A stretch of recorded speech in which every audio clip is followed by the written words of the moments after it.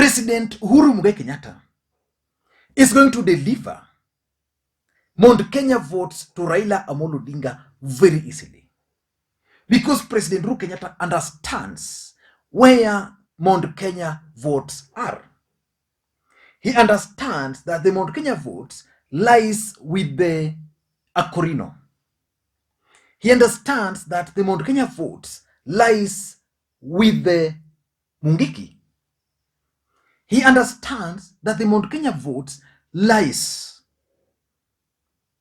with the elders. His target is to deliver 40% to Raila and Odinga. Uhuru Kenyatta is going to do that very easily. For those who follow the politics of this country, President Uhuru Kenyatta yesterday held a meeting with the Akoroni in Kasarani.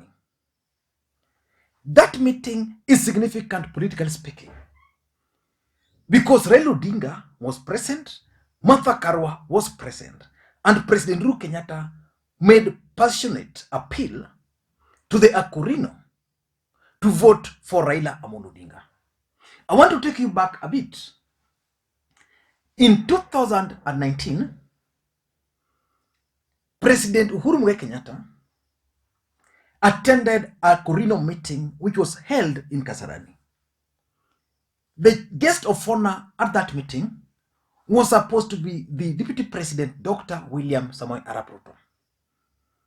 Everything was set up. From nowhere, President Uhuru Kenyatta attended the event. William Ruto was caught by surprise. In fact, he came much later when the president was already seated.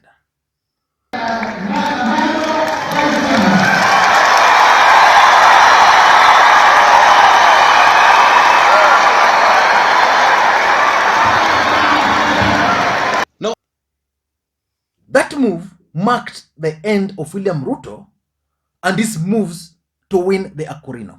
Because the previous year, he had actually attended another event, I think it was in Joro, for the Akoroni, where they had endorsed him. So the president thwarted William Ruto's attempt to win the support of the Akoroni at that particular meeting. And for those who follow the politics, that was the meeting where President Uhuru Kenyatta lectured the allies of William Ruto. And I did an analysis about that meeting. For example, William Ruto had arranged people to cheer him. So when Uhuru arrived, these people were actually calling the name of the hustler. So when the president got the chance, he lectured them. Now, let's dig in.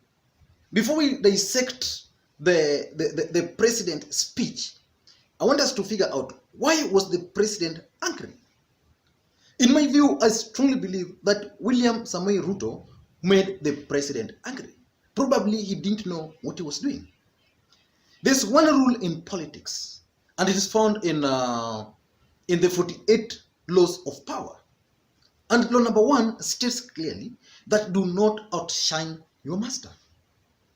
William Ruto yesterday laid an elaborate plan to outshine the president during that event. I want to prove to you this. I want you to watch this video, this short clip, when the two guys were leaving the venue. And you'll notice one thing, that as they were leaving the venue, there were people lining up, just as you leave Kasarani to the main road. There were these people who are lining up along the road.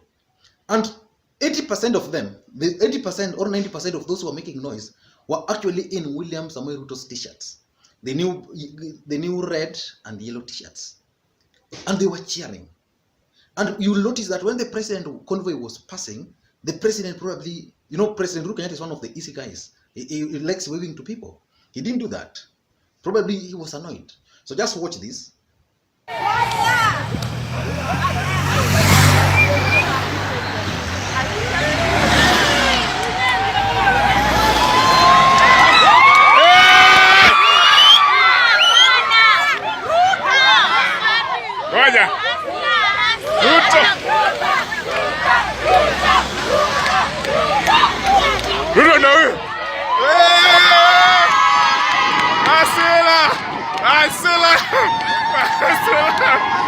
Asila ndio huyo.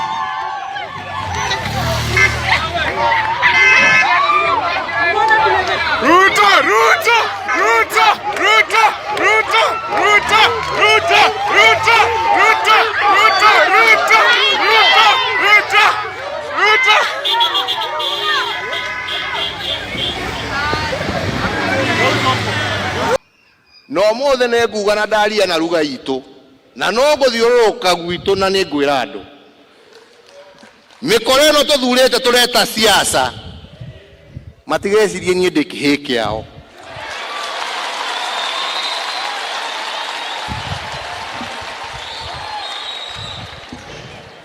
matigecirie nie ndikihi nitwaigua na matikundugamia barabara iria ndithondekeire iria ndirenda gukinya na kuria ndirenda gutwara andu aitu na kuria ndirenda kumakinyia ne mwajigua andu aitu ne mwajigua ati matore guku mathiururukaga meci nie ndiaheirwo kura nio nie ndie ndamacariirie kura inyue ne inyue mwanjikirire haria ndi na ngurugama na kihoto kiu kinya ndikie wira uria mwaheire ni mwaigua andu aitu ni mwajigua andu aitu ni mwajigua andu aitu ni mwajigua giko giki gitige gutinda gikingia guku maki ne twaiguithania nie ndirenda thayo na ngucariria andu aitu thayo kuria guothe nguruta na ndige ati andu aitu miaka ingi 50 eguka gutire mundu gathinagio hari ari akahuraga biashara yake na akarima mugunda wake na ageka maundu maria arenda agathomithia mwana wake agathie thibitari agakora ndawa maundu macio nimo ndina bata namo ne twaiguithania. Then again in 2020, the deputy president organized another meeting with the Akoroni. I remember President Uhuru Kenyatta was in Mombasa and the president had actually planned a trip to Ethiopia. So William Ruto knew so well Ruto knew so well that he was going to be the chief guest at that meeting. Then the meeting was supposed to be on a Saturday, I think in September. Then President Uhuru Kenyatta from nowhere requested the Akoroni to pray for him on a Sunday. You know, like the deputy president was supposed to have the Akoroni meeting today. Then tomorrow President Uhuru Kenyatta is requesting the Akoroni church to pray for him. So that move by the president forced William Ruto to cancel his meeting with the Akoroni. I'm just giving you this history so that you can understand how powerful Akoroni church is, especially to President Uhuru Kenyatta. So the moment the deputy president cancelled his event, this one for the president was ongoing and the president was expected.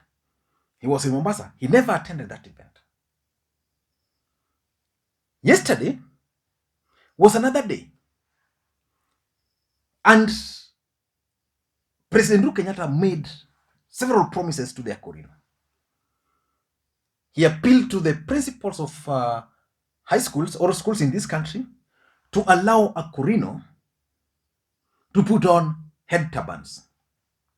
Number two, also gave them state appointments, several of them. President Uhuru Kenyatta also donated 10 million from his pocket and the family. And the president also donated land to them worth 100 million Kenya shillings. In this video, I want us to try and figure out or do a critical analysis of President Uhuru Kenyatta, Raila Odinga, and Karua's meeting with the Akoroni, the objectives which President Uhuru Kenyatta wanted to achieve. Before we do that, in case you are watching this channel for the first time, I want you guys to take a second or two and click that subscribe button so that next time we produce a video like this, YouTube will automatically notify you. And to the subscribers, I want to continue. Thank you guys for your continued support, because without that support, this channel cannot be where it is. Now, let us now talk politics. Why do you think President Uhuru Kenyatta is so keen on having the Akoroni support Raila Amolo Odinga? Number one, the numbers. According to numbers, Akoroni have in the mountain a population of close to 1.56 there. And assuming 1 million of them are registered voters in the mountain, or even half of them, which is 800,000, are registered voters in the mountain. And you request them to vote for you and they decide. Because majority of these indigenous churches is that when they agree to support you, they'll support you. So assuming the president will convince them to vote for Raila Odinga, that would mean President Uhuru Kenyatta will have already 1 million votes in his pocket. The mountain has, I think, is it 4.5? So 1 million of 4.5 is how many? Just that particular section. Then assuming he will convince the Mungiki, because Mungiki also listens to him, and they have massive following, to vote for Raila Odinga. Let's say Mungiki numbers will be 500,000. That's already 1.8 or 1.3. That's huge politically speaking. So the idea behind President Uhuru Kenyatta clinging to Akoroni is because of the game of numbers. He wants to deliver the numbers to Raila Odinga. And William Ruto is going outside there, campaigning, doing this, doing that. But the president, having been the leader of the Kikuyu nation, he understands the voting blocks in Kikuyu. So he understands that if you want the Kikuyu, the mountain votes, get the Akoroni. Go to Mount Kenya East, get the Meru, get the elders who understands the history. Then compete with them amongst the youths. And by that, the president will easily deliver the numbers to Raila Odinga. In fact, that's why the deputy president is no longer keen on Akoroni, because all his attempts to meet these guys have been thwarted.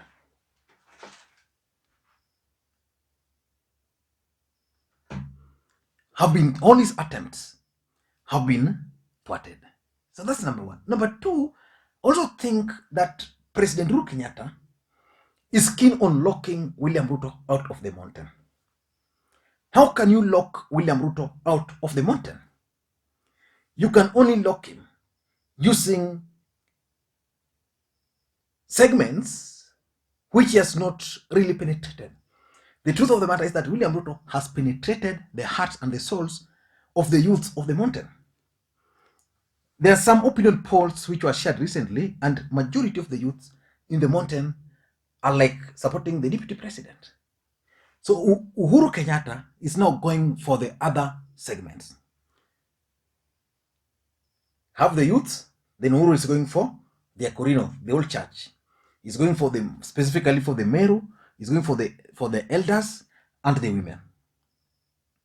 So Uhuru Kenyatta is out to lock Ruto, because by locking Ruto out of the mountain, it means Raila will easily win the presidency. Number three is the history of Uhuru Kenyatta and the Akoroni. Most people don't know, but the truth of the matter is that Uhuru Kenyatta was very strategic in his approach in the last election. In the mountain, he focused on the Mungiki. And that's how he managed to win the hearts and the souls of the Kikuyuts. Then Uhuru Kenyatta was also able to target indigenous churches like the Mungiki, the Kikuyu Council of Elders. The Akoroni, the Kikuyu Churches of Elders. And that's why normally when Uhuru Kenyatta is speaking to his people, he speaks in Kikuyu. Because that's the best way he delivers his message to the masses down there. So because of that shared history, if you listen to his speech yesterday, he was telling these people that the church, the Akoroni church, has been crucial in his political journey. And that journey has not been easy.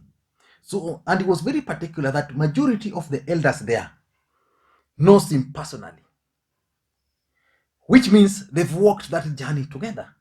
Uhuru Kenyatta is a prince. Why did Uhuru Kenyatta know these Akoroni elders? Why? Because it was like, majority of you guys know me personally. Uhuru Kenyatta is a son of a former president.